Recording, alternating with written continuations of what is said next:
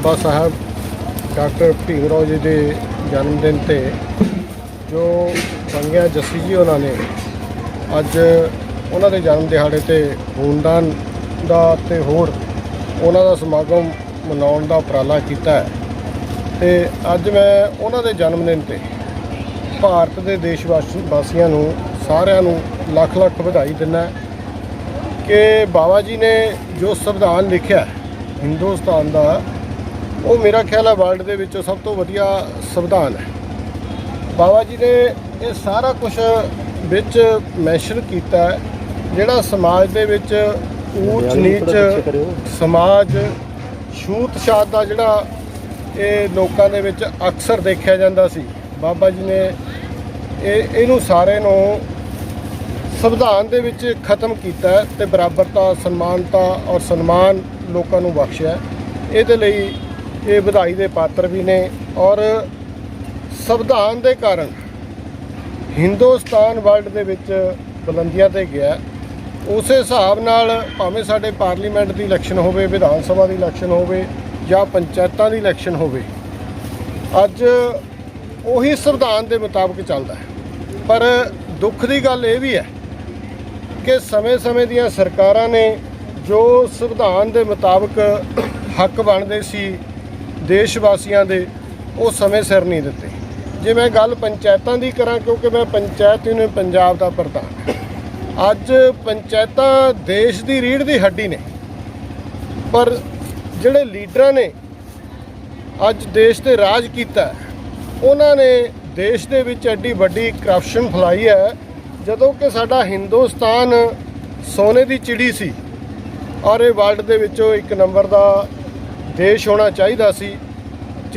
आज़ादी के समय रुपया ते डॉलर एक बराबर सी, अज डॉलर है जिहड़ा वो 75 रुपये हो गया ते जिहड़ा रुपया है वो 1 रुपये ते खड़ा है। उहदे लई ये साडे जिहड़े देश के लीडर हैं ये पूर्ण तौर पर जिम्मेवार है, क्योंकि इन्होंने देश नूं अगे ले जाण दी जगह इन्होंने देश दे विच करप्शन पैदा करके देश नूं लुट्टिया। तो जिथे बाबा साहब अंबेडकर जी की गल आ जाती है उत्थे लोगों के हक अधिकार गल आ जाती, राइट्स की गल आ जाती है। क्या पंचायत के किहड़े-किहड़े 2-4 ऐसे अधिकार ने जिहड़े जिन्हां राही लोगों की डिवेलपमेंट की जा सकती है, नगरां की डिवेलपमेंट की जाती है? 1-2 तुसीं दस सकदे हो? देखो अज विसाखी का दिन भी है। श्री गुरु गोबिंद सिंह जी ने आनंदपुर साहब दे विच जय भीम जय भारत देखदा टीवी देख रहे तमाम दर्शकों का बहुत बहुत स्वागत है। और इस वक्त असी बंगा विखे पहुंचे हैं जिथे कि बाबा साहब अंबेडकर जी का 131वां जन्म दिवस बहुत ही वधिया तरीके नाल और धूमधाम नाल मनाया जा रहा है। और इस वक्त साडे नाल सरपंच जी खलोते ने, असीं उन्हां नाल इस बारे गलबात करांगे। सर बहुत ही वधिया प्रोग्राम तुहाडे वल्लों लिखिया गया और बड़े बड़े वधिया बुलारे इत्थे आए और बाबा साहब अंबेडकर जी का 131वां जन्म दिवस मनाया जा रहा है, की कहना चाहुंदे? मैं तो सब तो पहला समूह साध संघ नूं जय भीम जय भारत। अज जिवें कि पंजाब और भारत और सारी दुनिया दे विच बाबा साहब डॉक्टर भीमराव अंबेडकर जी का 131वां जन्म दिहाड़ा मनाया जा रहा है। और दूजे पासे अज के दिन ही खालसा पंथ की स्थापना जी हुई सी, इस करके दोनों महापुरुषों के जोड़े अज जोड़े दिन ने उन्होंने मुबारकबाद देना और समूह साध संघ को यही अपील करदा कि जिवें बाबा साहब डॉक्टर अंबेडकर जी ने सारी जिंदगी छूतां वास्ते लाई आ, उस तो बाद उन्होंने भारत वासियों वास्ते लाई आ। उन्होंने भारत का संविधान लिखा, उस तो बाद समाज नूं आखिरी पलों तक सेध देने की कोशिश की आ, जिस दे करके साडा जिहड़ा फर्ज बनता कि उन्होंने पूर्णिया चन्नण दे लई असीं समागम करके लोगों को चेतन करिए और भारत नूं विकसित देश वाल लैके जाण दी एक नगूणा जिहा जतन वा। उस जतन दे विच असीं इह अज दा जिहड़ा प्रोग्राम करवाया। सर प्रोग्राम दे विच किहड़ी-किहड़ी चीज़ां जिहड़ियां अहम रहियां और किहड़े-किहड़े काम होर कीते गए? प्रोग्राम दे विच असीं सब तो पहला मेरा पिंड है चकला ब्लाक बंगा है तो और उत्थे असीं 4 लाख रुपए दे नाल जिहड़ी बनने वाली लाइब्रेरी उहदे कमरे का नींह पत्थर रखिया। तो उस तो बाद असीं बंगा दे मसंदा पट्टी दी पार्क विच जिथे बाबा साहब का स्टैचू मौजूद आ तो उत्थे असीं एक जिहड़ा पुस्तक रिलीज समारोह ते खूनदान कैंप लगाया, जिहदे विच लगभग 50 के लगभग खूनदानियां ने खूनदान किया। और असीं जिहड़ी किताब सच समुंदर जिहड़ी कि मेरे द्वारा ते मेरे साथी संजीव एमा जट्टां द्वारा जिहड़ी है संपादित की गई वो रिलीज़ की गई आ। ਇਸ ਮੌਕੇ ਤੇ ਬਹੁਤ ਹੀ ਵੱਡੀਆਂ ਔਰ ਬਹੁਤ ਹੀ ਮਸ਼ਹੂਰ ਅਤੇ ਮਹਾਨ ਹਸਤੀਆਂ ਜਿਨ੍ਹਾਂ ਨੇ ਵੱਖ-ਵੱਖ ਖੇਤਰਾਂ ਵਿੱਚ ਨਾਮਣਾ ਖੱਟੀਆਂ, ਉਹਨਾਂ ਨੇ ਆ ਕੇ ਸਾਨੂੰ ਆਸ਼ੀਰਵਾਦ ਤੇ ਹੌਸਲਾ ਕੀਤਾ ਔਰ ਸਾਡੇ ਹੌਸਲਾ ਅਫਜ਼ਾਈ ਦੇ ਨਾਲ ਸਾਡੇ ਅੰਦਰ ਮਨ 'ਚ ਹੋਰ ਚਿਣਗ ਜਾਗੀ ਕਿ ਸਮਾਜ ਦੀ ਜਿਹੜੀ ਇਹ ਲੜਾਈ ਆ ਜਾਂ ਜੋ ਸਮਾਜ ਦਾ ਜਿਹੜਾ ਕਾਰਜ ਆ ਜਾਂ ਜਿਹੜੇ ਸਰਬੱਤ ਤੇ ਭਲੇ ਦੀ ਜਿਹੜੀਆਂ ਯਤਨ ਆ, ਇਹ ਸਾਨੂੰ ਲਗਾਤਾਰ ਜਾਰੀ ਰੱਖਣੇ ਚਾਹੀਦੇ ਆ। ਜੇ ਇਹ ਜਾਰੀ ਰੱਖਾਂਗੇ ਆਉਣ ਵਾਲੇ ਸਮੇਂ ਦੇ ਵਿੱਚ ਜਿਹੜੇ ਸਾਡੇ ਸੁਪਨੇ ਆ ਉਹ ਹਕੀਕਤ ਦਾ ਰੂਪ ਲੈ ਸਕਦੇ ਆ। ਇਸ ਅੱਜ ਦੇ ਸਮਾਗਮ ਦੇ ਵਿੱਚ ਮੁੱਖ ਮਹਿਮਾਨ ਤੌਰ 'ਤੇ ਸਾਡੇ ਜਿਹੜੇ ਸੀਗੇ ਮਹਿੰਦਰ ਸਿੰਘ ਦਸਾਂਝ ਸੀ, ਜਿਹੜੇ ਕਿ ਕਿਸੇ ਜਾਣ ਪਛਾਣ ਦੇ ਮੁਤਾਜ ਨਹੀਂ ਹੈਗੇ। Village Muggowal, district Hoshiarpur. ਠੀਕ ਹੈ ਜੀ। ਤੇ ਮੇਰੀ ਸਿਸਟਰ ਪਹਿਲਾਂ ਤਾਂ ਸਭ ਤੋਂ ਪਹਿਲਾਂ ਬਾਬਾ ਸਾਹਿਬ ਅੰਬੇਦਕਰ ਦੇ ਜਨਮ ਦਿਨ ਦੀਆਂ ਲੱਖ ਲੱਖ ਵਧਾਈਆਂ ਸਭ ਨੂੰ। ਤੇ ਅੱਜ ਤੁਹਾਨੂੰ ਮੈਮ ਸਨਮਾਨਿਤ ਕੀਤਾ ਗਿਆ ਅੱਜ ਇਸ ਮੰਚ ਤੋਂ, ਕੀ ਕਹਿਣਾ ਚਾਹੋਗੇ, ਕੀ ਕਾਰਨ ਸੀ ਸਨਮਾਨਿਤ ਕਰਨ ਦਾ? ਸਰ, ਮੇਰੀ ਸਿਸਟਰ ਮਨੀਸ਼ਾ ਕਲਿਆਣ ਜੋ ਕਿ ਸਭ ਤੋਂ ਛੋਟੀ ਹੈ, ਅਸੀਂ 4 ਭੈਣਾਂ ਆ ਤੇ ਉਹ ਸਭ ਤੋਂ ਛੋਟੀ ਆ। ਉਹ ਇੰਡੀਆ ਟੀਮ ਦੀ ਜਿਹੜੀ ਮੇਨ ਟੀਮ ਆ ਇੰਡੀਆ ਦੀ ਉਹਦੇ ਵਿੱਚ ਖੇਡਦੀ ਆ ਤੇ ਉਹ ਬੈਸਟ ਪਲੇਅਰ ਜਿੱਦਾਂ ਚੁਣੀ ਗਈ ਆ ਤੇ ਉਹਦੇ ਮਤਲਬ ਹਰੇਕ ਮੈਚ 'ਚ ਕੋਈ ਨਾ ਕੋਈ ਗੋਲ ਜ਼ਰੂਰ ਹੁੰਦਾ ਆ। ਤੇ ਹੁਣ ਵੀ ਜਿੱਦਾਂ ਬ੍ਰਾਜ਼ੀਲ ਖਿਲਾਫ ਫਰੈਂਡਲੀ ਮੈਚ ਸੀਗੇ ਜੋ ਕਿ ਦੁਨੀਆ ਦੀ ਸਭ ਤੋਂ ਦੂਜੇ ਨੰਬਰ ਤੇ ਟੀਮ ਮੰਨੀ ਗਈ ਆ ਬ੍ਰਾਜ਼ੀਲ ਦੀ, ਉਹਦੇ ਖਿਲਾਫ ਉਹਨੇ ਇਕੱਲੀ ਨੇ ਗੋਲ ਕੀਤਾ। ਉਸ ਤੋਂ ਪਹਿਲਾਂ ਕੋਈ ਵੀ ਗੋਲ ਨਹੀਂ ਹੋਇਆ ਸੀ ਜਦ ਕਿ ਆਪਣਾ ਦੇਸ਼ ਆਜ਼ਾਦ ਹੋਏ ਨੂੰ ਇੰਨਾ ਟਾਈਮ ਹੋ ਗਿਆ। ਕੀ ਮਹਿਸੂਸ ਕਰਦੇ ਜੋ ਇਹ ਇੰਡੀਆ ਲੈਵਲ ਨਹੀਂ ਇੱਕ ਇੰਟਰਨੈਸ਼ਨਲ ਲੈਵਲ ਤੇ ਤੁਹਾਡੀ ਸਿਸਟਰ ਜਿਹੜੀ ਉਹ ਸਰਵਾਈਵ ਕਰ ਰਹੀ ਹੈ ਔਰ ਬਹੁਤ ਵੱਡੇ ਲੈਵਲ ਤੇ ਕਰ ਰਹੀ ਹੈ, ਕੀ ਕਹਿਣਾ ਚਾਹੁੰਦੇ ਜੋ? ਕਿਸ ਤਰ੍ਹਾਂ ਇੰਪੋਸੀਬਲ ਹੋਇਆ ਜਦ ਕਿ ਤੁਹਾਨੂੰ ਭਾਰਤ ਦੇਸ਼ ਦੇ ਵਿੱਚ ਜਿਹੜਾ ਔਰਤ ਨੂੰ ਆ ਉਹ ਸਹੀ ਦਰਜਾ ਨਹੀਂ ਦਿੱਤਾ ਜਾਂਦਾ, ਲੇਕਿਨ ਤੁਹਾਡੀ ਜਿਹੜੀ ਸਿਸਟਰ ਆ ਉਹ ਐਡੇ ਵੱਡੇ ਲੈਵਲ ਤੇ ਕੰਮ ਕਰ ਰਹੀ ਆ, ਕੀ ਮਹਿਸੂਸ ਕਰਦੇ ਜੋ ਕਿਵੇਂ ਪੋਸੀਬਲ ਹੋਇਆ ਹੈ? ਸਭ ਤੋਂ ਪਹਿਲਾਂ ਕਿ ਮੈਂ ਉਹਨੂੰ ਸਾਡੇ ਜਿੱਦਾਂ ਫੈਮਿਲੀ ਵੱਲੋਂ ਕੋਈ ਵੀ ਉਹਨੂੰ ਰੋਕਿਆ ਟੋਕਿਆ ਨਹੀਂ ਗਿਆ, ਉਹਨੂੰ ਹਰੇਕ ਜਗ੍ਹਾ ਬੜਾਵਾ ਦਿੱਤਾ ਗਿਆ ਜਾਣ ਲਈ, ਤਾਂ ਕਰਕੇ ਉਹਨੂੰ ਮਤਲਬ ਇਸ ਤੇ ਦੇਖ ਕੇ ਬਹੁਤ ਵਧੀਆ ਮਹਿਸੂਸ ਹੁੰਦਾ। ਬਾਕੀ ਉਹਦੇ ਕੋਚ ਸਾਹਿਬਾਨ ਨੇ ਬਹੁਤ ਮਦਦ ਕੀਤੀ ਆ। ਕੀ ਤੁਹਾਡੀ ਨਗਰ ਪੰਚਾਇਤ ਜਾਂ ਫਿਰ ਕੋਈ ਸਰਕਾਰੀ ਲੀਡਰ ਉਹਨਾਂ 'ਚੋਂ ਕਿਸੇ ਨੇ ਕੋਈ ਹੈਲਪ ਕੀਤੀ ਜਾਂ ਫਿਰ ਇਸ ਤਰ੍ਹਾਂ ਹੀ? ਨਹੀਂ ਸਰ, ਸਰਕਾਰੀ ਅਦਾਰਿਆਂ ਵੱਲੋਂ ਕੋਈ ਵੀ ਹੈਲਪ ਨਹੀਂ ਕੀਤੀ ਗਈ ਆ। ਠੀਕ ਹੈ ਜੀ। ਜੋ ਵੀ ਕੀਤਾ ਉਹਨੇ ਆਪਣੇ ਬਲਬੂਤੇ ਤੇ ਕੀਤਾ। ਬਾਕੀ ਸੰਤੋਖ ਜੱਸੀ ਦਾ ਬਹੁਤ ਬਹੁਤ ਧੰਨਵਾਦ ਜੀ। ਠੀਕ ਹੈ, ਥੈਂਕ ਯੂ। ਹਾਂਜੀ ਸਰ, ਅੱਜ ਦੇ ਇਸ ਪ੍ਰੋਗਰਾਮ ਸੰਬੰਧੀ ਤੁਸੀਂ ਕੀ ਕਹਿਣਾ ਚਾਹੋਗੇ? ਜੈ ਭੀਮ, ਜੈ ਭਾਰਤ, ਵਾਹਿਗੁਰੂ ਜੀ ਕਾ ਖਾਲਸਾ, ਵਾਹਿਗੁਰੂ ਜੀ ਕੀ ਫਤਿਹ। ਅੱਜ ਦਾ ਜੋ ਇਹ ਸਮਾਗਮ ਹੈ, ਕਿਉਂਕਿ ਅੱਜ ਸਭ ਭਾਰਤ ਵਾਸੀ, ਦੇਸ਼ ਵਾਸੀ ਸਾਰੇ ਜਾਣੂ ਹਨ ਕਿ ਅੱਜ ਵਿਸ਼ਵ ਰਤਨ ਨਾਰੀ ਦੇ ਮੁਕਤੀ ਦਾਤਾ ਬਾਬਾ ਸਾਹਿਬ ਭੀਮ ਰਾਓ ਅੰਬੇਦਕਰ ਜੀ ਦੇ 131ਵੇਂ ਜਨਮ ਦਿਵਸ ਸੰਬੰਧੀ ਇਹ ਸਮਾਗਮ ਪਿੰਡ ਚੱਕਲਾਲ ਵਿਖੇ ਮਨਾਇਆ ਜਾ ਰਿਹਾ ਹੈ। ਔਰ ਅੱਜ ਦੇ ਇਸ ਸ਼ੁਭ ਅਵਸਰ ਪਰ ਮੈਂ ਸਮੂਹ ਦੇਸ਼ ਵਿਦੇਸ਼ ਵਿੱਚ ਵਸਦੀਆਂ ਭਾਰਤ ਵਾਸੀਆਂ ਨੂੰ ਆਪਣੇ ਵੱਲੋਂ ਔਰ ਆਪਣੀ ਪਾਰਟੀ ਆਮ ਆਦਮੀ ਪਾਰਟੀ ਵੱਲੋਂ ਵਧਾਈ ਦਿੰਦਾ ਹਾਂ। ਉੱਥੇ ਹੀ ਮੈਂ ਸਾਰਿਆਂ ਨੂੰ ਬੇਨਤੀ ਤੇ ਅਪੀਲ ਕਰਨੀ ਚਾਹਾਂਗਾ ਕਿ ਸਾਨੂੰ ਬਾਬਾ ਸਾਹਿਬ ਅੰਬੇਦਕਰ ਜੀ ਦੇ ਦੱਸੇ ਹੋਏ ਮਾਰਗਾਂ 'ਤੇ ਚੱਲ ਕੇ ਜਿਸ ਤਰ੍ਹਾਂ ਉਹਨਾਂ ਨੇ ਬਹੁਤ ਹੀ ਮਾੜੇ ਸਮਿਆਂ ਵਿੱਚ ਉੱਚ ਵਿੱਦਿਆ ਹਾਸਲ ਕੀਤੀ ਔਰ ਦੇਸ਼ ਦੇ ਲਈ ਸੰਵਿਧਾਨ ਲਿਖਿਆ, ਦੇਸ਼ ਦੇ ਪਹਿਲੇ ਕਾਨੂੰਨ ਮੰਤਰੀ ਬਣੇ ਔਰ ਜਾਤ ਪਾਤ ਦੇ ਅੰਤਰ ਨੂੰ ਖਤਮ ਕਰਨ ਦੇ ਲਈ ਸਾਡੇ ਦੇਸ਼ ਨੂੰ ਸੰਵਿਧਾਨ ਲਿਖ ਕੇ ਸਮਰਪਿਤ ਕੀਤਾ। ਸਾਨੂੰ ਉਹਨਾਂ ਦੇ ਦੱਸੇ ਹੋਏ ਮਾਰਗਾਂ 'ਤੇ ਚੱਲ ਕੇ ਆਪਣਾ ਜੀਵਨ ਬਤੀਤ ਕਰਨਾ ਚਾਹੀਦਾ ਹੈ। ਸੋ ਸਾਡੇ ਆਉਣ ਵਾਲੀਆਂ ਪੀੜ੍ਹੀਆਂ ਨੂੰ ਇਸੇ ਤੌਰ 'ਤੇ ਬਾਬਾ ਸਾਹਿਬ ਦੀ ਇਹ ਜੋ ਵਿਚਾਰਧਾਰਾ ਸੀ ਉਸ ਸੰਬੰਧੀ ਜਾਣਕਾਰੀ ਜ਼ਰੂਰ ਮਿਲਣੀ ਚਾਹੀਦੀ ਹੈ।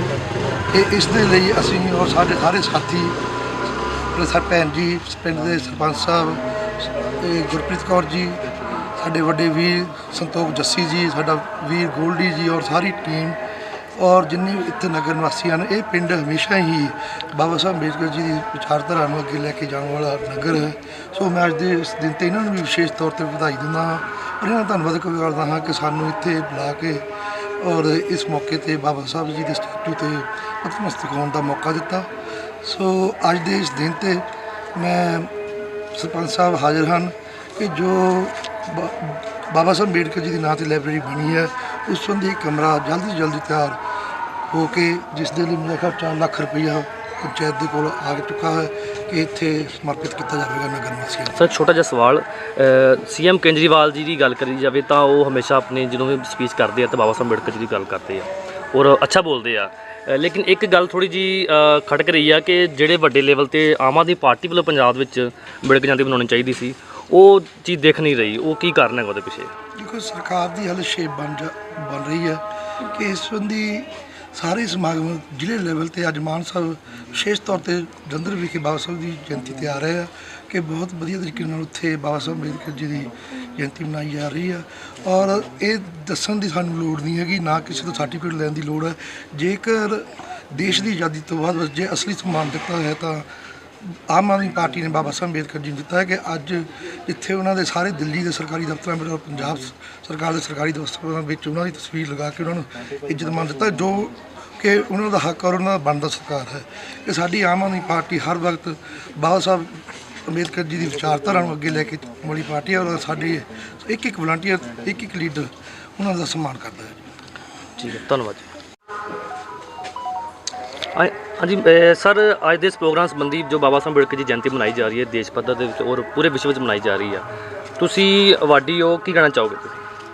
ਦੇਖੋ, ਬਾਬਾ ਸਾਹਿਬ ਡਾਕਟਰ ਅੰਬੇਦਕਰ ਭਾਰਤ ਦੇ ਵਿਅਕਤੀ ਵਿਸ਼ੇਸ਼ ਸਨ, ਯੁੱਗ ਪੁਰਸ਼ ਇਨਸਾਨ ਸਨ। ਉਹਨਾਂ ਦੀ ਦੇਣ ਸਾਰੇ ਵਿਸ਼ਵ ਦੇ ਵਿੱਚ ਕੁਰਬਾਨ ਕੀਤੀ ਗਈ ਹੈ। ਸਾਰੇ ਵਿਸ਼ਵ ਦੇ ਵਿੱਚ ਉਹਨਾਂ ਦੇ ਕਰਕੇ ਹੀ ਭਾਰਤ ਦੀ ਜਸ਼ ਕੀਰਤੀ ਹੋਈ ਹੈ।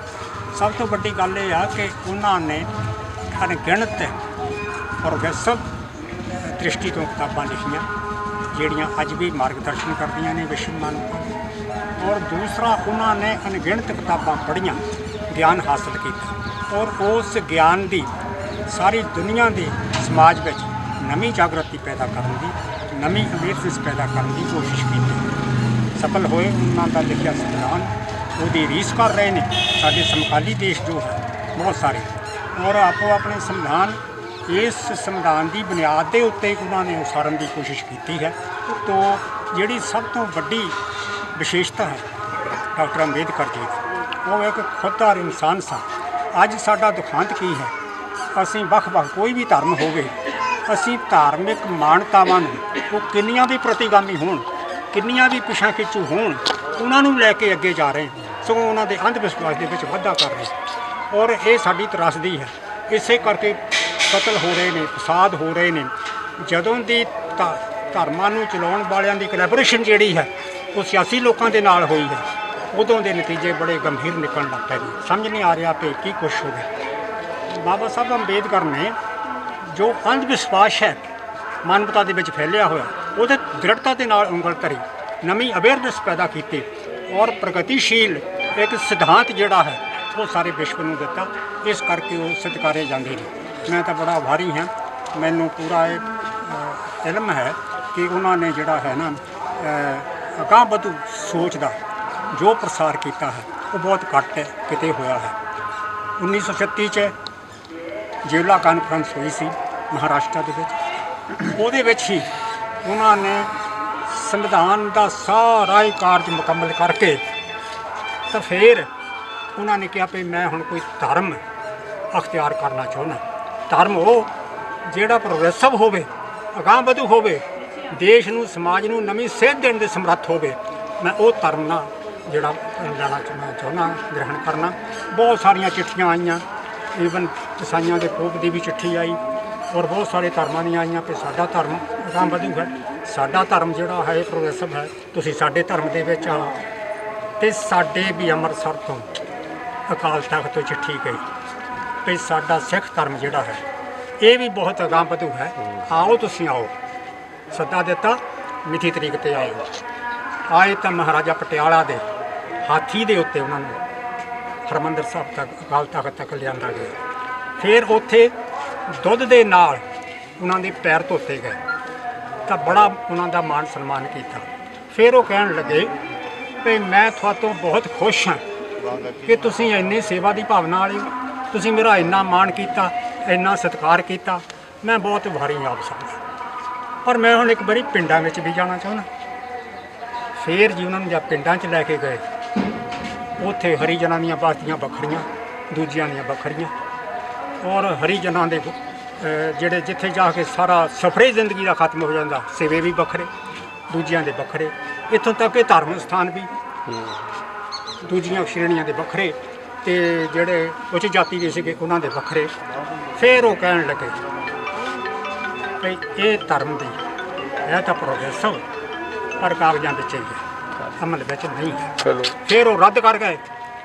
ਫਿਰ ਉਹ ਬੋਧੀ ਬਣੇ, ਬੁੱਧ ਧਰਮ ਨੂੰ ਗ੍ਰਹਿਣ ਕੀਤਾ ਔਰ ਬੁੱਧ ਧਰਮ ਦੀ ਸਹਿਜ ਅਵਸਥਾ ਦਾ ਔਰ ਜ਼ਿੰਦਗੀ ਦੇ ਫਲਸਫੇ ਦਾ ਉਹਨਾਂ ਨੇ ਬੜੀ ਨਿਸ਼ਠਾ ਦੇ ਨਾਲ ਸੰਦੇਸ਼ ਦਿੱਤਾ ਸਾਰੀ ਦੁਨੀਆ ਨੂੰ। ਅੱਜ ਵੀ ਸਾਰਾ ਦੁਨੀਆ ਉਹਨਾਂ ਦੀ ਉਭਾਰੀ ਹੈ ਔਰ ਜੋ ਕੁਝ ਉਹਨਾਂ ਨੇ ਆਪਣੇ ਸਿਧਾਂਤ ਦੇ ਵਿੱਚ, ਆਪਣੀ ਵਿਚਾਰਧਾਰਾ ਦੇ ਵਿੱਚ, ਆਪਣੇ ਦ੍ਰਿਸ਼ਟੀਕੋਣ ਦੇ ਰਾਹੀਂ ਜੋ ਕੁਝ ਮਾਨਵਤਾ ਵਾਸਤੇ ਪੇਸ਼ ਕੀਤਾ ਉਹ ਯਾਦ ਕੀਤਾ ਜਾਂਦਾ। ਸਰ ਇੱਕ ਛੋਟਾ ਜਿਹਾ ਸਰ ਸਵਾਲ, ਤੁਸੀਂ ਦੁਨੀਆ ਘੁੰਮੇ ਜੋ ਇੰਟਰਨੈਸ਼ਨਲ ਵਾਡੀ ਵੀ ਜੋ ਛੋਟਾ ਜਿਹਾ ਸਵਾਲ ਕਿ ਅੰਬੇਡਕਰ ਵਿਚਾਰਧਾਰਾ ਇਸ ਵਕਤ ਕਿੱਥੇ ਪਹੁੰਚੇ, ਕਿੱਥੇ ਖੜੀ ਹੋਈ ਹੈ?